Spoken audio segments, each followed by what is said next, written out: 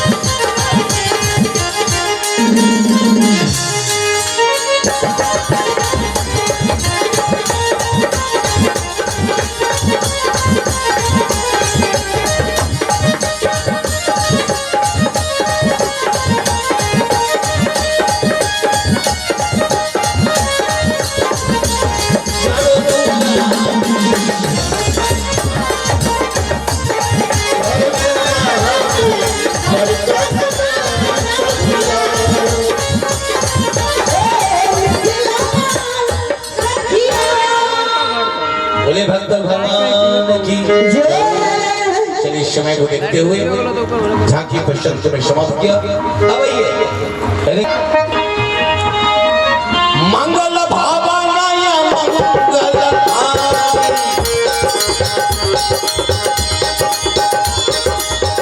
मंगल भावनाया मंगल सर्वभूत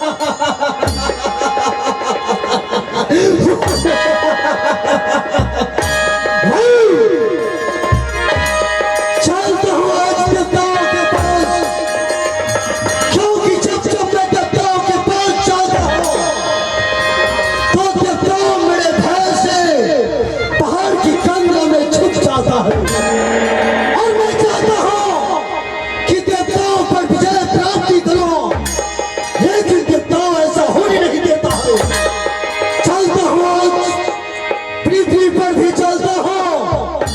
आज तीनों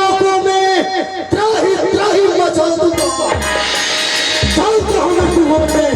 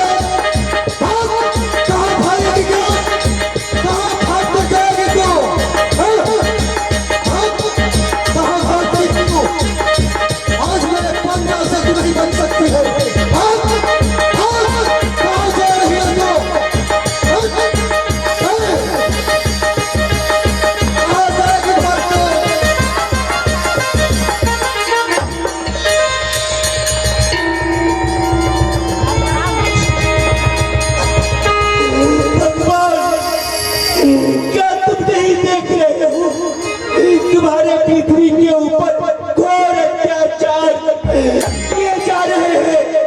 यहाँ कोई अपने माता को माता नहीं समझते, पिता को पिता नहीं मानते। साधु संत के ऊपर घोर अत्याचार किए जा रहा। भगवान मैं कहाँ जाऊँ, कहाँ जाके अपनी दुख भरी आवाज को लगाऊं जो हमारे दुख को दूर करेंगे। कहाँ जाऊंगे के शरण विधाता कोई न देती दिखाई हो रामा। कहाँ जाऊंगे के शरण विधाता कोई न दिखाई हो रामा।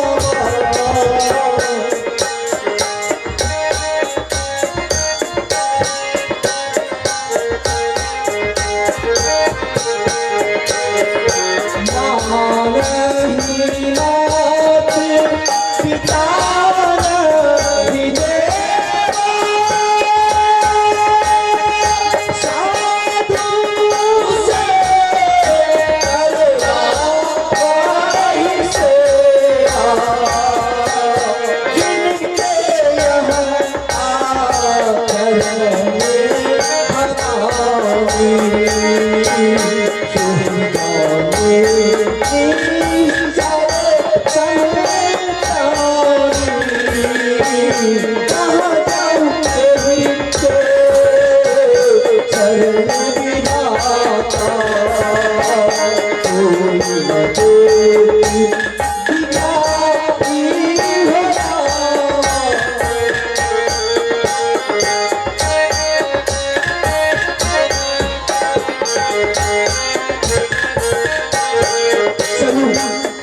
इस समय अपनी दुख भरी आवाज एक करुणा भरी पुकार को लेकर के देवराज जी के सभा में चलूं। वहीं पे मैं अपनी एक करुणा भरी पुकार सुनाऊंगी। वो हमारी मदद किए तब तो ठीक है, नहीं तो पूरे संसार को लेकर मैं रसातल को चली जाऊंगी। धरती मैया राक्षसों का अत्याचार को बर्दाश्त नहीं करेगी।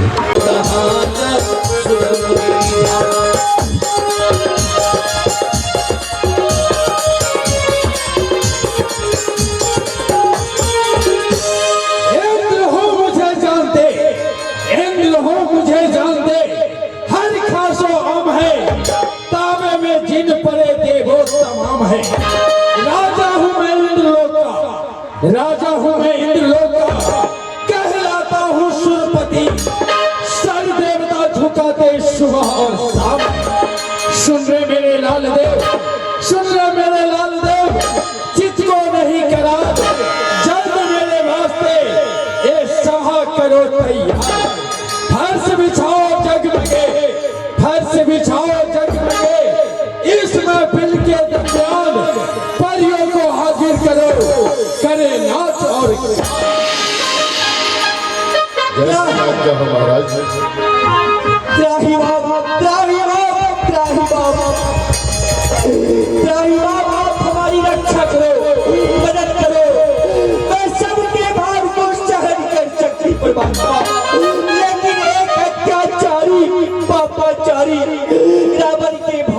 मैं नहीं सहन नहीं।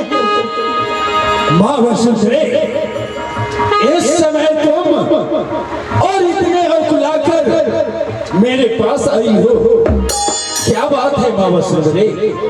क्या इस समय यहाँ कोई अपने माता को माता नहीं मानते, पिता को पिता नहीं समझते, साधु संत के ऊपर घोर अत्याचार किए जा रहे हैं। मैं सभी के भार को सहन कर सकती हूँ, लेकिन एक अत्याचारी पापाचारी रावण के भार को मैं नहीं सहन कर सकती।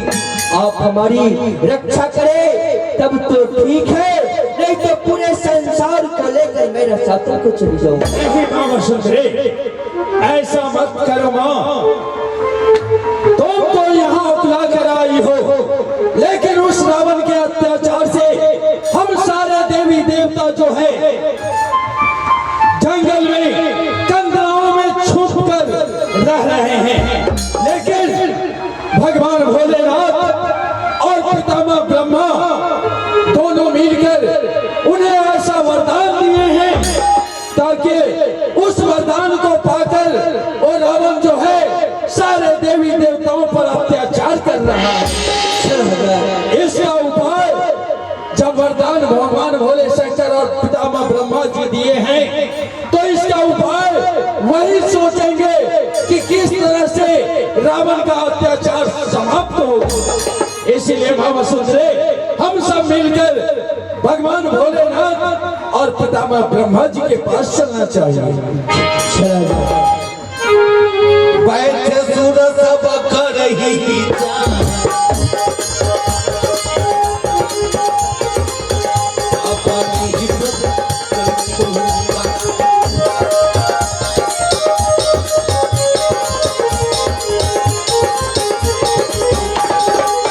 बैठ सुर सब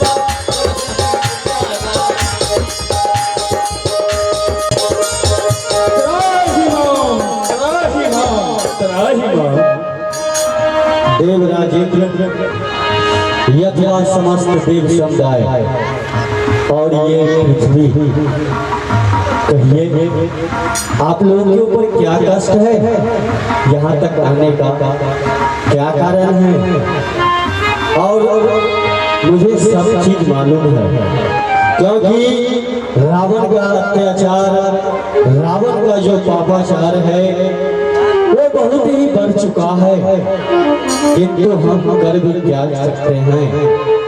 रावण ने नाना प्रकार से तपस्या कर कर हमसे प्रदान पाकर बलिष्ठ हो गया है, किंतु सब समस्या का समाधान एक ही है, वो है श्री हरि भगवान विष्णु। सवाल ये उठता है कि वो वैकुंठाधीश विष्णु भगवान हमें इस समय कहाँ मिलेंगे? आप लोग अपने अपने मति के अनुसार हमें बतावे।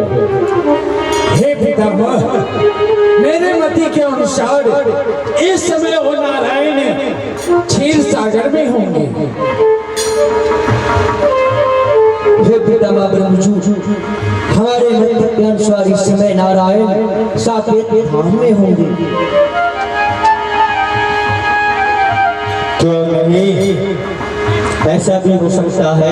भगवान हरि व्यापक सर्वत्र क्षमा, ऐसा विचार हो रहा है इस समय नारायण कौन लोग में होंगे। क्यों नहीं देवगण, आप लोग अपने अपने मति के अनुसार बताए कि भगवान कहाँ मिलेंगे, किंतु भूत भावन भोलेनाथ अब तक कुछ नहीं बोले हैं।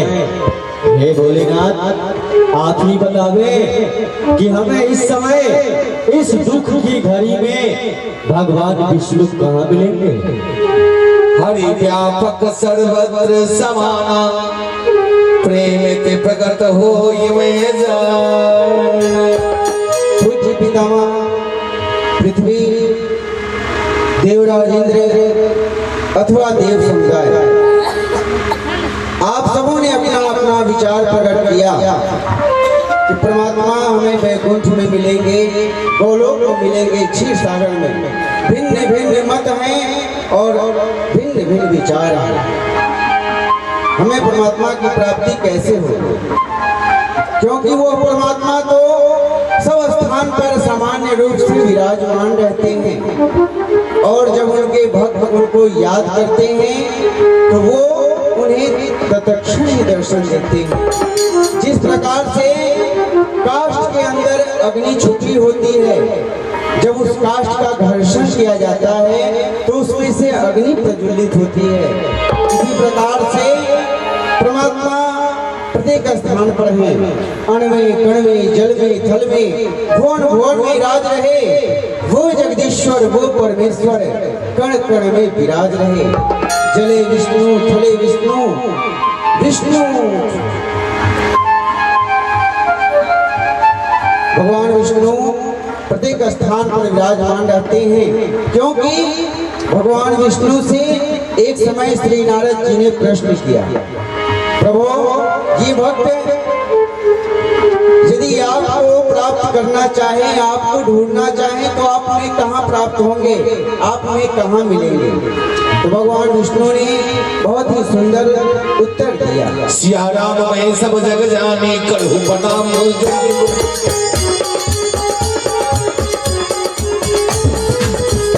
भगवान विष्णु ने कहा, नारद ना हम बसामी वैकुंठे योगी नाम हृदय न च मद भक्ता यत्र गायन्ति तत्तिष्ठामि नारद।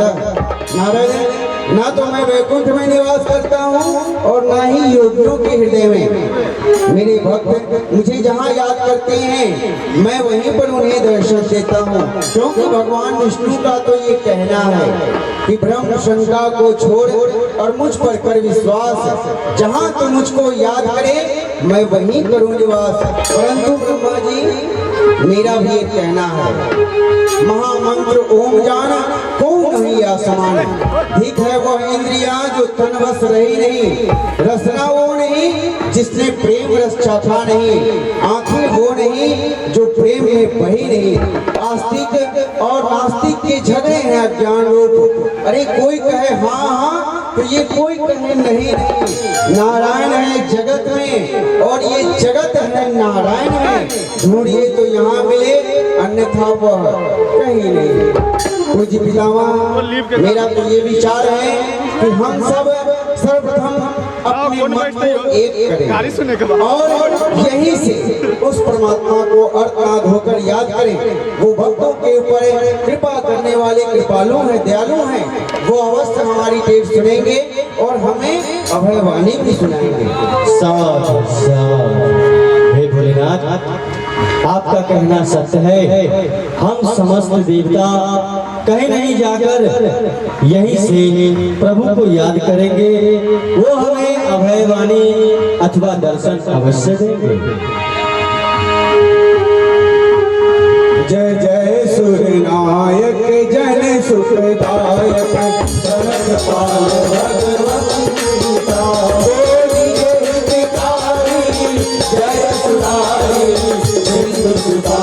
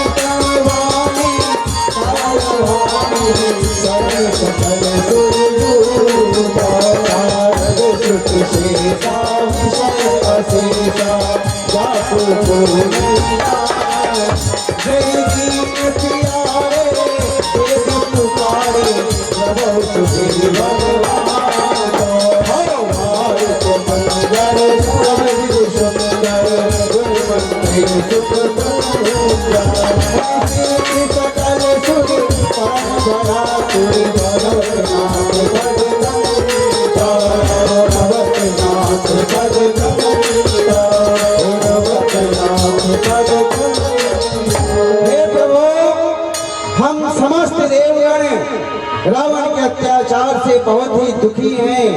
आप अति शीघ्र अवतार ले, आपकी जय हो। शेष सैया पे पड़े हो किस अनोखे नाच से, क्या हृदय हिलता नहीं ये दुख भरी आवाज से। दुख हरता भक्त ने रखा तुम्हारा नाम है, देश का दुख दूर करना यही तुम्हारा काम है। यदि इन दुखियों की दुहाई देश में फिर गई तो फिर ये तुम्हारी शेष सैया सिंधु में दस गई। हे प्रभु, क्या आपके रहते इस देवताओं गण पे इसी तरह से अत्याचार होता रहेगा? क्या सो गए सुनते नहीं? क्या सो गए सुनते नहीं? रोने की आवाजें जहाँ पे दूध बहती थी वहाँ बहती है रक्त की धार। उठे ओ चक्र वाला हाथ, उठे ओ चक्र वाला हाथ, जो चक्कर में असुर आए ऐसा न हो कि धर्म के खंभे हिल जाए और गिर जाए। आओ धाओ, अब कूद पड़ो, अब सेज छोड़ दो।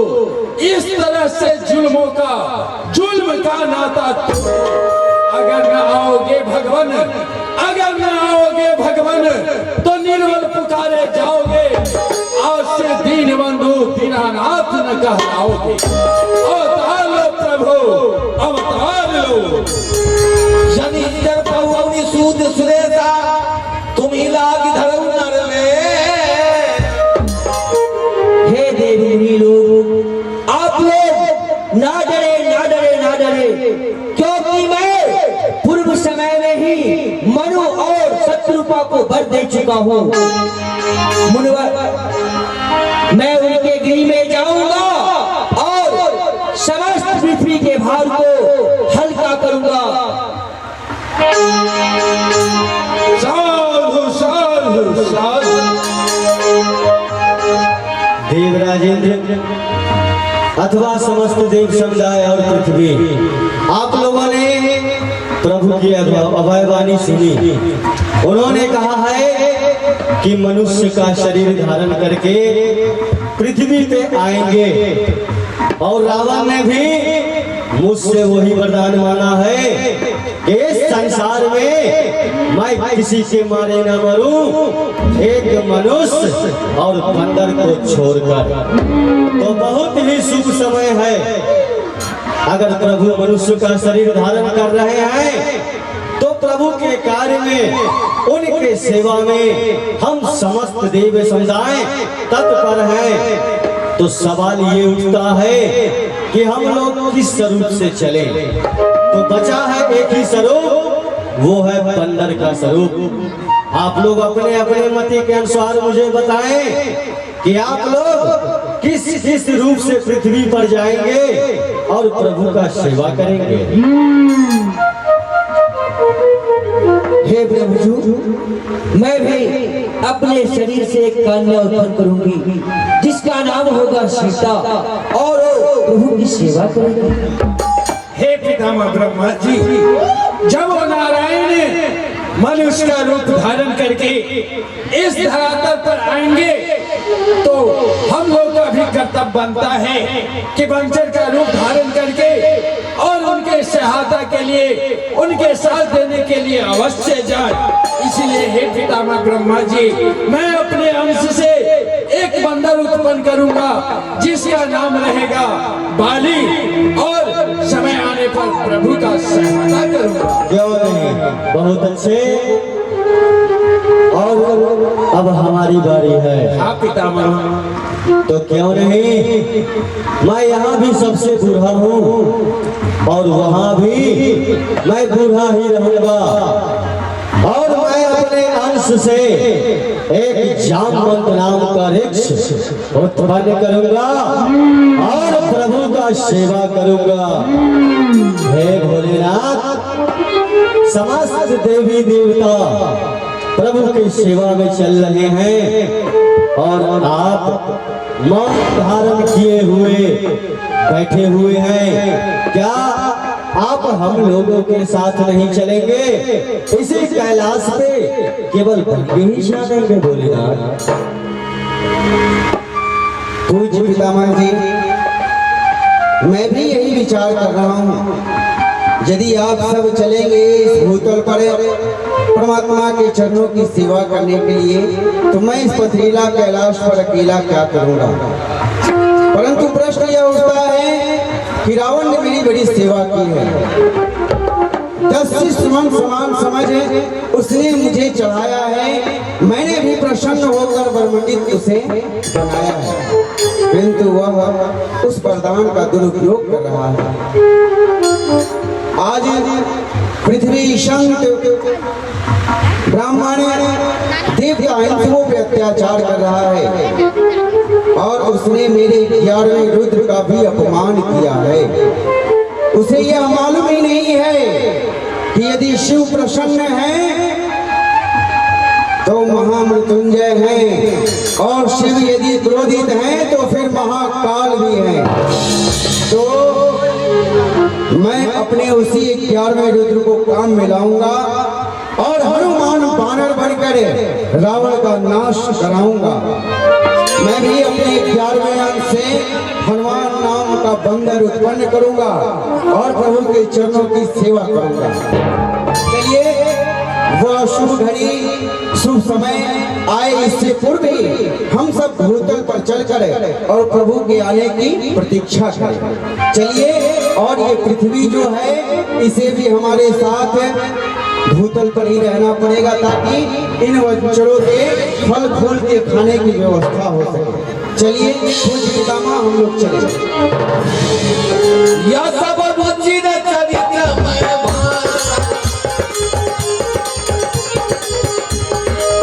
अब ते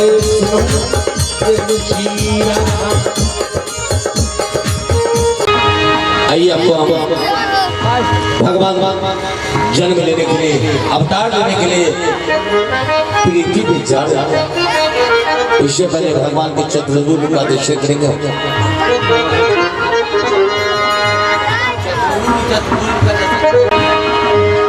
चलिए, भगवान की झांकी लगी हुई है। जिन भक्तों को भगवान के चरणों में 2-4-10 रुपए का दान देने की इच्छा हो, राघवेंद्र शिकारकार मंचासीन है। इसके बाद भगवान के अवतार की लीला कर चुके।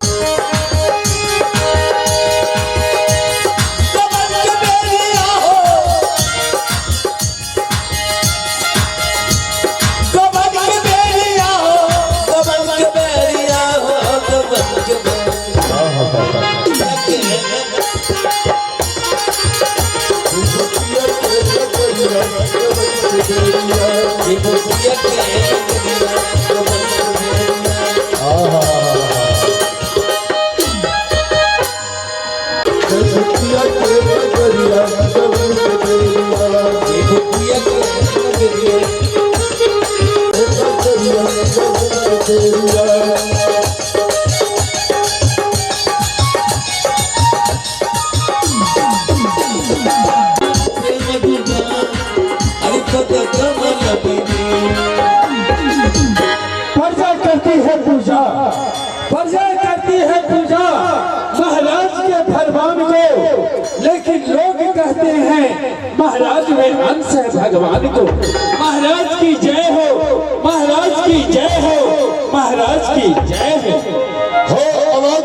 धर्म धुरंधर गुण ज्ञानी भगवती शारंग पावानी। धर्म धुरंधर कहलाने वाले राजा, उनकी राज्य में किसी प्रकार की प्रजा पर कष्ट हो सकता है महाराज? हे महाराज, आपके राज्य में राजशाला पाठशाला सब कुशल मंगल से हैं, साथ में ब्राह्मण आचार्य सब यज्ञ तप कर रहे हैं। हे महाराज, किसी प्रकार की संकट नहीं है, क्योंकि अत्याचारी तो उन राजाओं के यहाँ होता है जहाँ के राजा स्वयं अत्याचारी होता है। हे महाराज, आपके राज्य में सब कुशल मंगल से ही है। क्यों नहीं, हमें आप जैसे मंत्रियों पर ही गर्व है।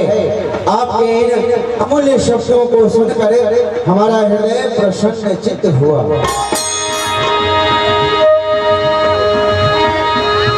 हे महाराज, अपनी जो नित्य अपनी प्यारी प्रजा को देखने चलते हैं राज्य में, भांति आज भी चलिए और अपनी नेत्रों से अपनी प्यारी प्रजा को देख लीजिए। मंत्री जी, यही तो मैं भी सोच रहा हूँ, मेरी भी यही व्यवस्था है। जब आप सब इस राजकाज के कार्य से निवृत्त होकर अपने गृह में जाते होंगे तो आपके पुत्र, आपके बालक आपके हृदय से लिपट जाता होगा, लेकिन इस दशरथ के जीवन में आज तक कोई पुत्र रत्न की प्राप्ति ही नहीं हुई। हृदय में एक शोक सा छाया जा रहा है, नेत्रों के समक्ष अंधेरा सा हो रहा है।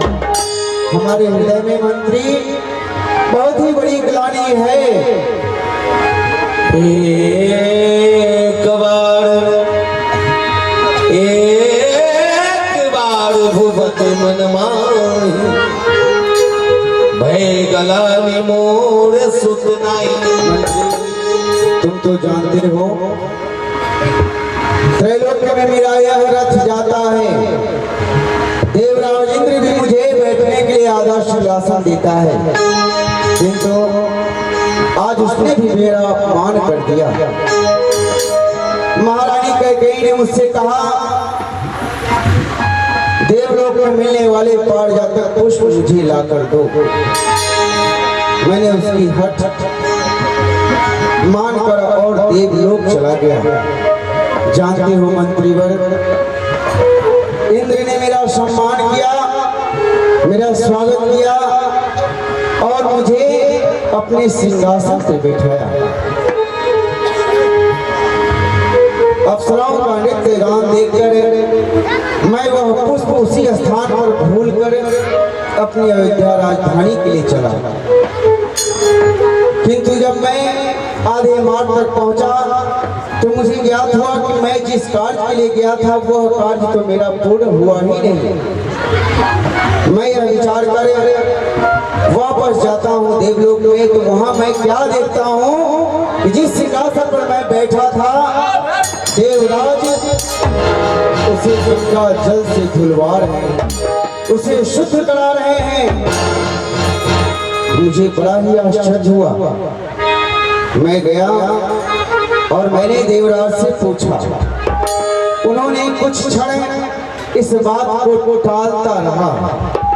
महाराज बैठिए, बता दूंगा, लेकिन मैंने उनसे कहा कि नहीं, हमें बताओ इसका कारण कि आखिर क्या कारण है जो मेरे बैठने से तुम्हारा सिंहासन अपवित्र।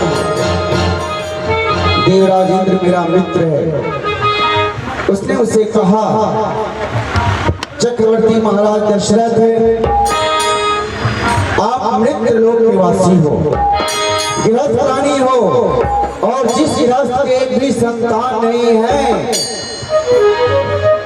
उसके हाथों से दिया हुआ जल भी वह पुत्र नहीं दान देते, उसका मुख देखने से पाप होता है। इस कारण मैंने यह आशा शुद्ध किया। मंत्रीवर, अब तो मेरे हृदय में यही विचार आ रहा है कि मैं यह अपनी इच्छा चलकर गुरुदेव स्वामी को सुनाऊं, क्योंकि मेरा यह चतुर्थपन आ चुका है। 65,000 वर्ष की आयु मैंने जी ली, संतों की सेवा की, गौ ब्राह्मणों की सेवा की, यज्ञ किए, अयोध्या में वास भी किया, सूर्य में स्नान किया, लेकिन उसका फल हमें प्राप्त नहीं हुआ। इसलिए चलो चलता हूँ गुरुदेव स्वामी के पास, यदि वो इसका कुछ उपाय करते हैं तो ठीक है, अन्यथा मैं ये सारा राज्यभार उनके चरणों में सौंप कर वन में चला जाऊंगा। एक बार भूपति मन माही, भय गलानि मोर सुत नाई।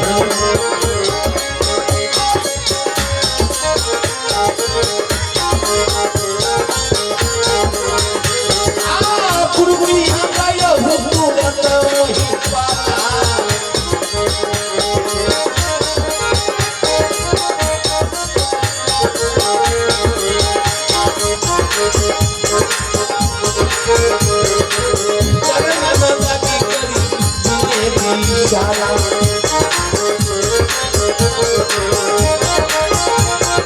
निज दुख सुख सब गुरु हितनाई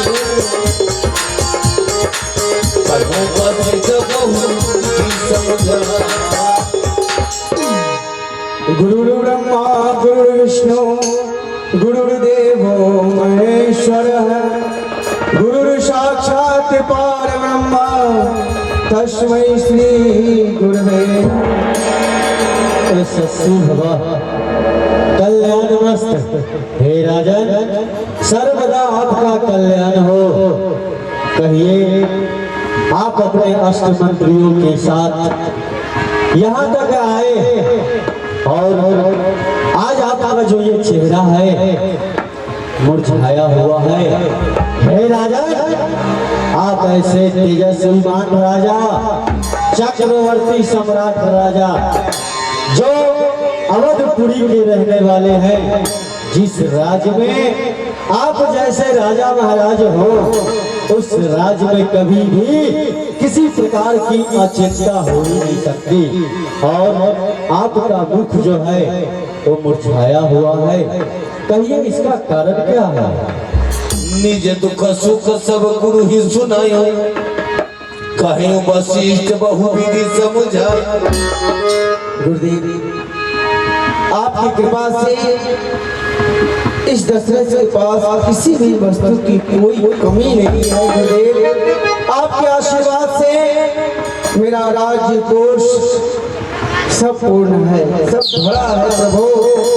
बस आपके सेवक दशरथ के पास एक वस्तु की कमी है गुरुदेव, जिसके कारण यह दशरथ बहुत ही दुखी है और आज आपके चरणों में यह अपनी वेदना सुनाने के लिए आया है। गुरुदेव, आप मेरी रक्षा करें। राजा, मैं आपका गुरु हूँ और आप मेरा शिष्य हैं, और आप मेरे पास आए हैं किसी इच्छा से, तो उस इच्छा को आप खुल कर कहें। गुरुदेव, आपके आदेशानुसार मैंने संतों की सेवा की, साधु ब्राह्मणों की सेवा की, यज्ञ किए, भंडारे किए प्रभु, लेकिन ऐसी हमसे कौन सी भूल हुई, ऐसा कौन सा पाप हुआ जो कि यह दशरथ चतुर्थ वन में प्रवेश कर गया, लेकिन एक भी पुत्र का मुख नहीं देखा। गुरुदेव, आज यह दशरथ एक पुत्र के लिए लालायित है। गुरुदेव, हे स्वामी, हे स्वामी, 3 विवाह किए पर आशा लता हरी न हुई।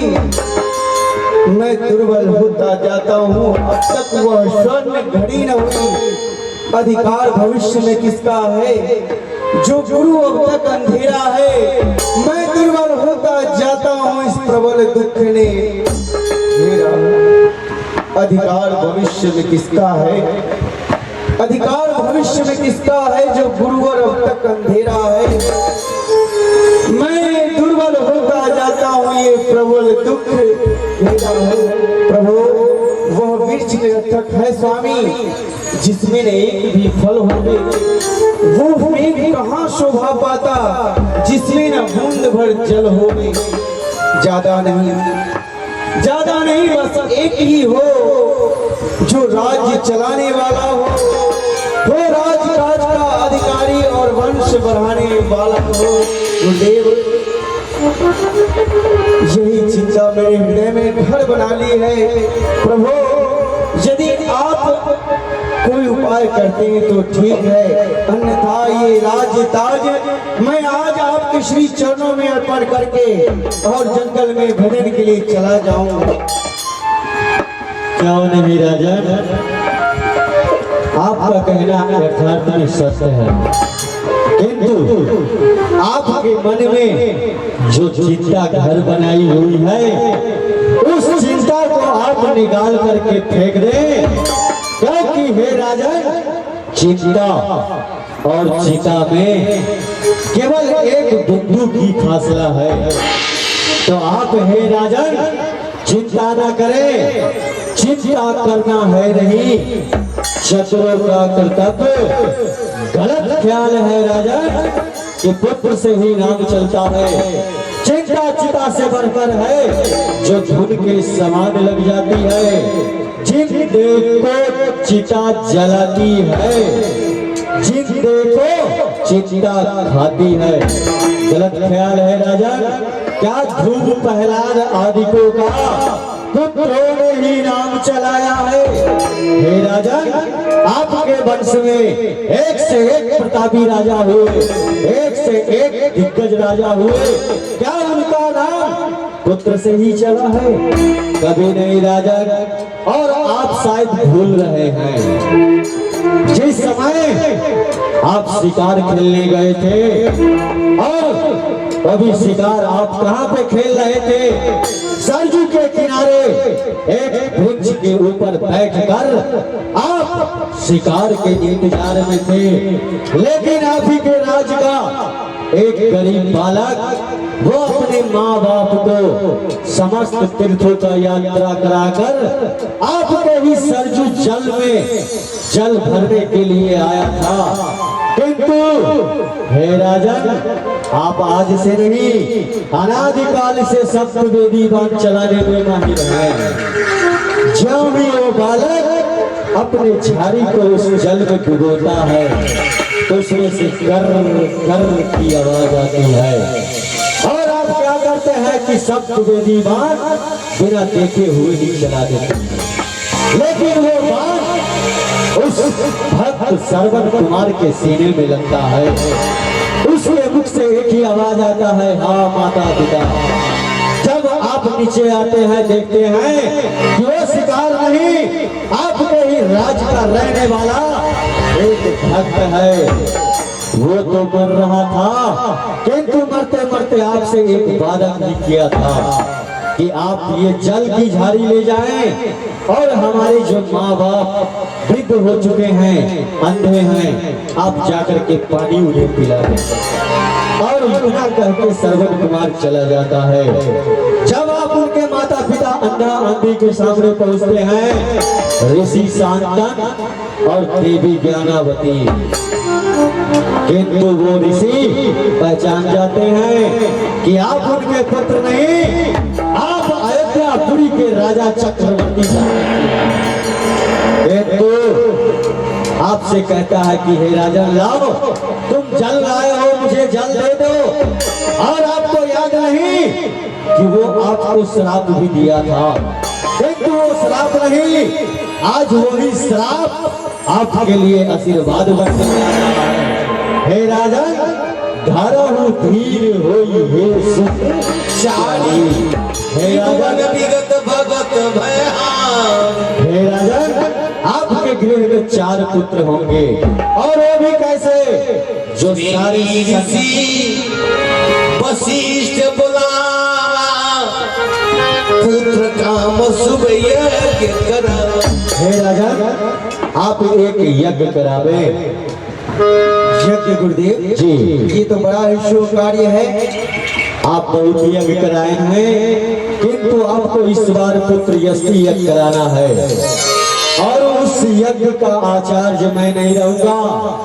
आप किसी चतुर सेवक को भेजकर पाटलिपुत्र पटना वहां पे जाइए। लोकपाद जी के पुत्र है श्री श्रृंगी ऋषि जी, आप उन्हें बुलवावे और सरजू के तीर पे मथुरा स्थान पे यज्ञशाला की प्रबंध भी कराई जाए। अवश्य गुरुदेव।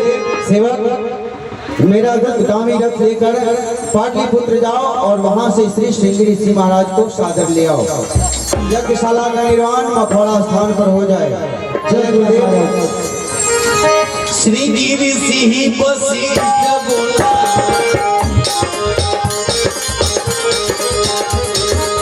श्रृंगी ऋषि वशिष्ठ बोला।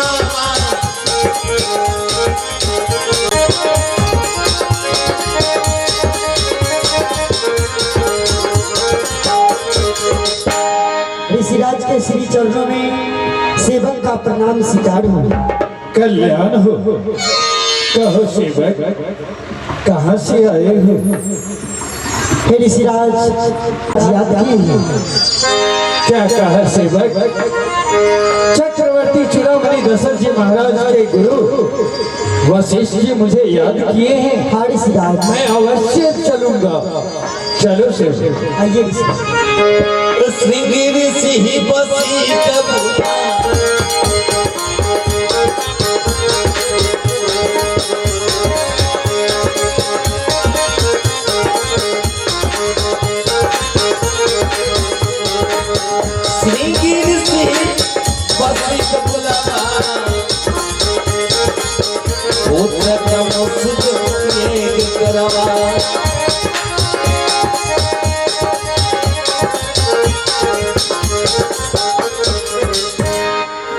नमो नारायण। नमो नारायण। कहिए वशिष्ठ जी, मुझे क्यों याद किए हैं?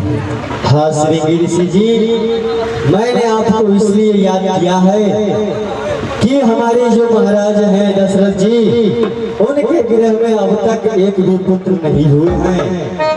आप पुत्र यष्टि यज्ञ कराने में माहिर हैं और इस यज्ञ का यज्ञाचार्य आपको ही बनाया गया है। ये आप क्या कर रहे हैं वशिष्ठ जी?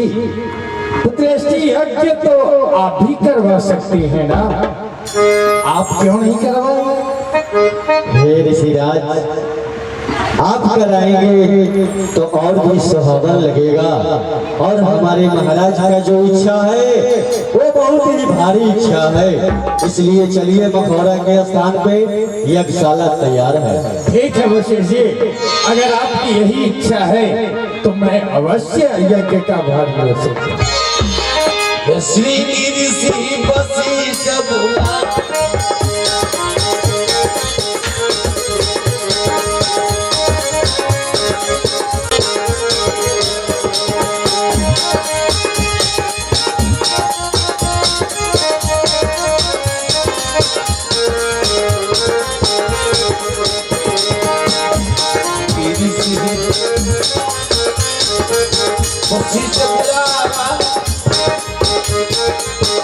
पुत्र का सुख यज्ञ करावा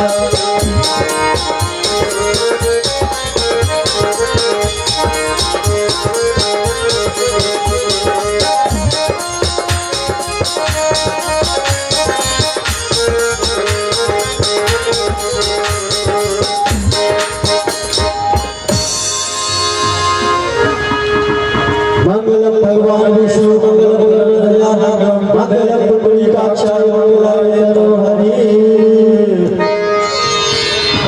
ओम नारायण नमः स्वाहा, ओम पार्वय नमः स्वाहा, ओम केशवाय नमः स्वाहा,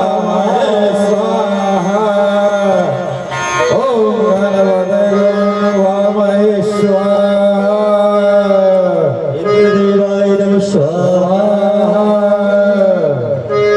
हे वशिष्ठ जी, क्या बात है, जो अग्निदेव प्रकट नहीं हुए, मैं इस हवन कुंड में 1 से 2 आहुति डालता था तो अग्निदेव प्रकट ले लेते थे, लेकिन आज क्या बात है कि अग्निदेव प्रकट नहीं ले रहे हैं। हे ऋषिराज, आप बिल्कुल सत्य कह रहे हैं। अग्निदेव भगवान अभी तक इसलिए नहीं प्रकट हुए हैं कि आपने समस्त देवी देवताओं के नाम की तो आहुति दी, लेकिन जो हमारे महाराज के कुल गुरु रंगनाथ भगवान है, कुल देवता, आप उनके नाम से आहुति दीजिए, अग्निदेव भगवान अवश्य प्रकट लेंगे।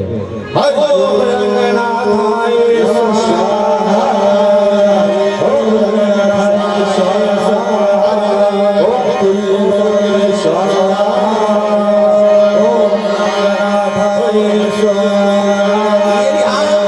भगवती सहित मुनिया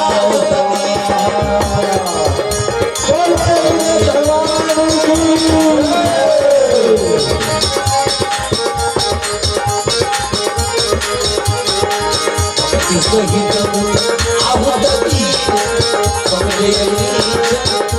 आहुति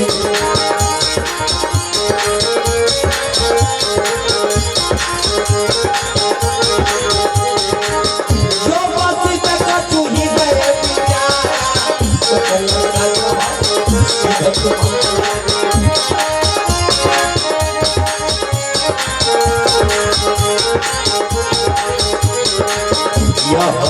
धूम बजाई सदा तो भाग बना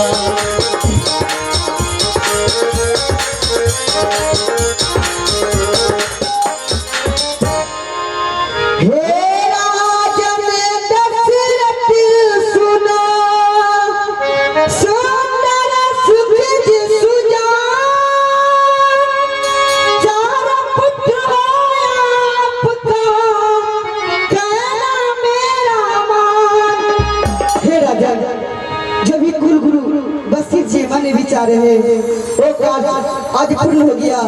ये हबी लोग अपने गिरी को जाओ अपने तीन रानी को आदि हिस्से लगाकर बांट देना जिससे तुम्हें 4 पुत्र का प्राप्ति होगा।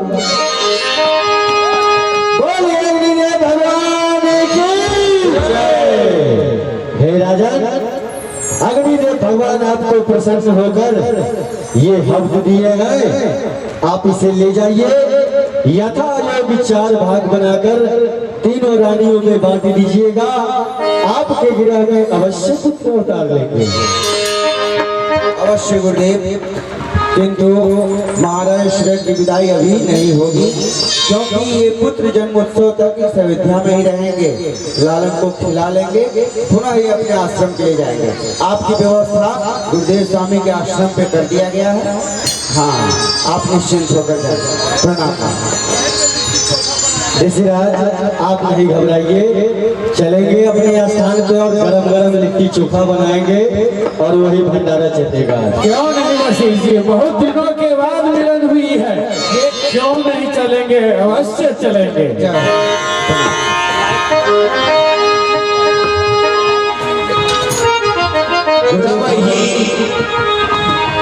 गुरुदेव भगवान की बड़ी असीम कृपा है। आज हमारे ऊपर तो उनकी कृपा बरस